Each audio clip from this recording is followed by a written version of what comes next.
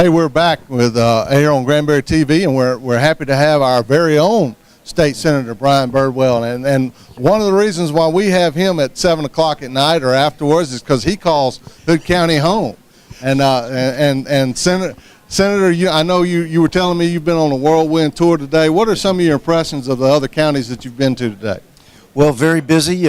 Senate District 22 has 10 counties or 9 complete counties, and then a portion of Tarrant. With the redistricting process, I lost Coryell County as a whole county and picked up an equal amount of population from the southeast portion of Tarrant.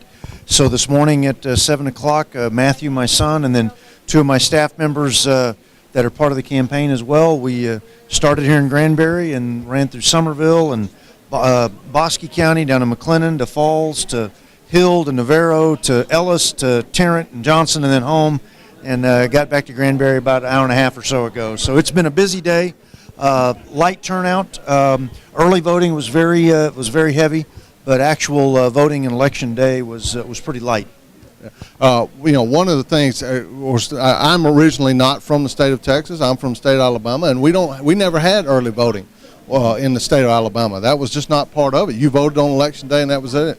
So it was a new experience for me when I came to Texas and said, oh, we're going to have 2 weeks of early voting. And as I have grown to get accustomed to it, although I wanted the experience of voting on election day today just to go out and see what was going on at the polls, but I've done both. I've been there on early voting, and really it's a much more laid back feel to go in there for an early voting day, and you can take the time that you want in the booth. Yeah, absolutely. It's very accommodating to the voter. As an example, with redistricting and the court case down in San Antonio that's concluded, but the court case in D.C. is still pending, we have an interim election, and the date was pushed back to today, which is the day after Memorial Day. And so for some families with high school being done and graduations, Memorial Day weekend might be a longer week for folks to take off. It's just more accommodating to the average voter to be able to array their schedule how they wish and still have the opportunity to vote without having to go through some of the challenges of either absentee voting and then getting it postmarked and in. And it's still very possible to do that, but this early voting is much more accommodating to the voter. Senator, I know you being a military guy, and I was myself, and talk a little bit about the absentee ballot that services the military voter. How does that process work? Sure. The process for the military is there's a standard DD form, Department of Defense form, that the Department of Defense, you fill out that form, and based upon where you're registered to vote, where your citizenship is, in which state, in which county, there's a really thick book that the DOD puts out for all the voting assistance officers that get tagged with the duty to make sure that soldiers from at company level and such get out to vote, that you can look up your state and your county where you're registered to vote, where to mail the absentee ballot request. And it has to be done pretty quickly in the sense that when the primary is done here tonight, the runoff is in July for any races that aren't determined with a 50% or more of the vote. When those races are done, then the counties will have a period of time to get the ballot ready to make sure that it's certified and ready to be mailed out for those folks that request those ballots. And then they've got to be mailed to the soldiers, whether they're stateside absentee voters, like when I was stationed in Virginia or Washington State or Kansas, wherever I was, I'd request my ballot from the respective county here in Texas. If you're overseas, it takes a little bit longer, and what's really tough is if you're deployed. When I went to the first Gulf War in 1991, I was stationed in Germany, and so my ballot would be mailed to Germany, and then my postal unit at my home station in Germany would have to mail it to the theater of operations I was in the Middle East at the time during the first Gulf War. So that's one of the reasons why you see the 6-week variable between an election and a runoff, so that the results tonight can be certified. Ballots for the runoff can be mailed to people overseas. That's why there's such a large gap. And then you've got to have the ballot ready to go out usually by September to get to overseas voters so they can be returned in enough time for tabulation in November. I know. I want to make sure we clarify this for the folks at home, because Hood County is historically a county that really does serve its country well. I mean, we have families all over the place that have servicemen all over, and you can speak to that in retirees. Absolutely.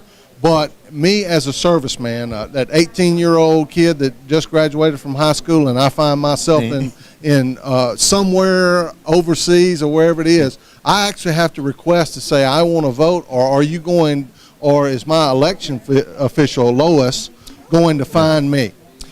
You have to, as an individual soldier, you have to request the ballot. As the voting assistance officer, I can help you with the data that DOD provides. All the, like Lois's name and address is listed in Texas under Hood County.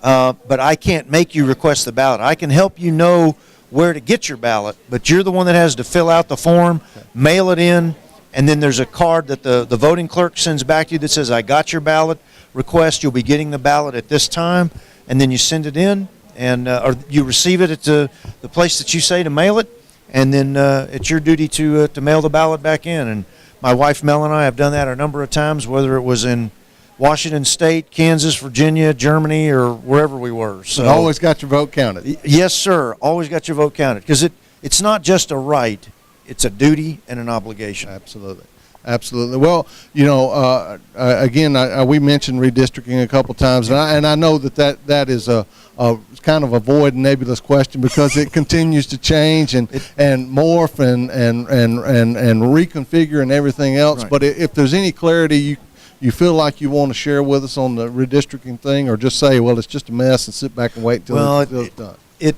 The maps that we're voting under now are an interim map waiting on the D.C. District Court's case to get what's called pre-clearance for the map that we legislatively drew in the session. Because that court case was being prolonged, we can't delay the election waiting for that court case to come back with their final answer. So the district court in San Antonio, another federal district court in San Antonio, came up with an interim map. There were some arguments back and forth, and then back in mid-March, the map was set, and then the date for May 29th was set. So from here, there is a possibility and a probability that the map could change again based upon the D.C. District case that's going on for pre-clearance of our original map. If they make no changes to that, we could go back to the map that the legislature drew, or if they make adjustments, the legislature could decide that we're just going to stick with the map that was the interim. We'll vote on that to be the permanent map, because the district court in San Antonio gave it to us, and we're just going to say, let's just leave it at that to not have any more confusion.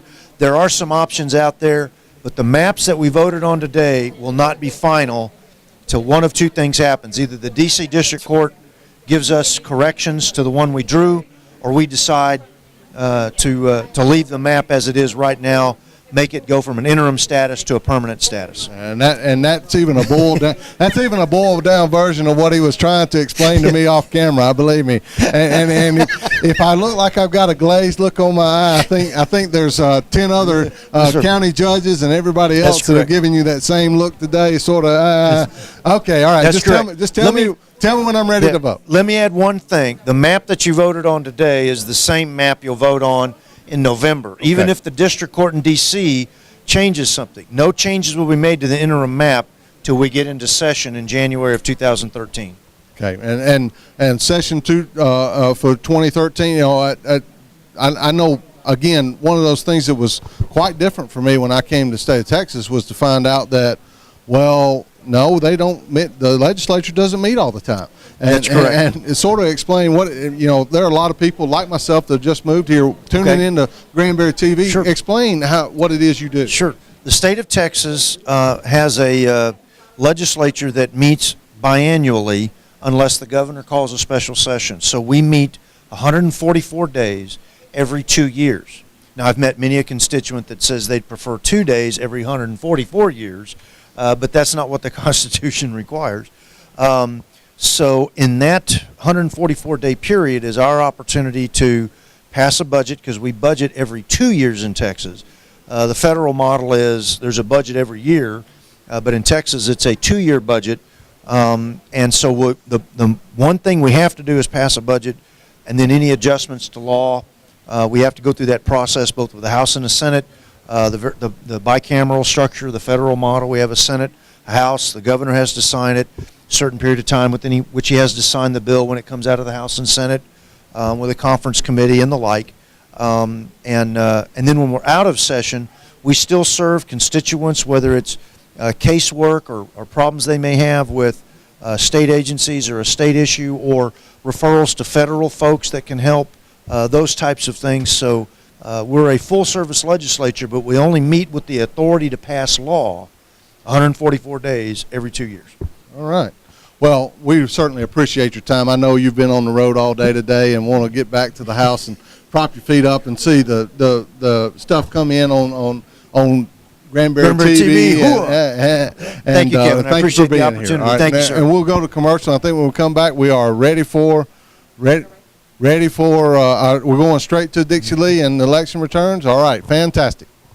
Here at Texas Edge, we are bringing to Hood County what you used to have to drive to the Metroplex for.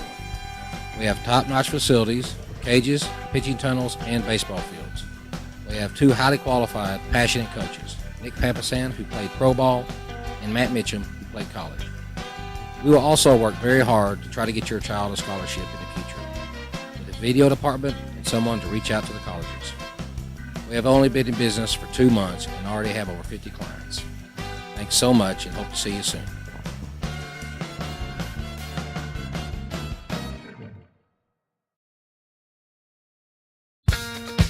Mike Brown Ford is locally owned and operated at their beautiful location on Highway 377 in Granbury.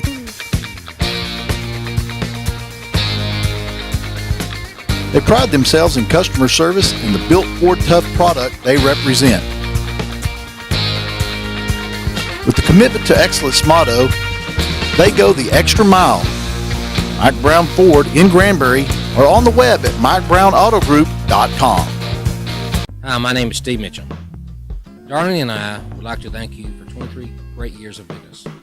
We always try to show our appreciation by supporting the community. We want you to know that if you spend your money at Chicken E, we will put it back. Our food is fresh, our chicken is hand battered and never frozen. Our number one priority is you, the customer. We try to show that with our service and attitude. We want you to know that we will also cater events. You can either pick it up or we'll serve it. Thanks again, Granbury, Toller, Lipan, and all of Hood County. We appreciate your business.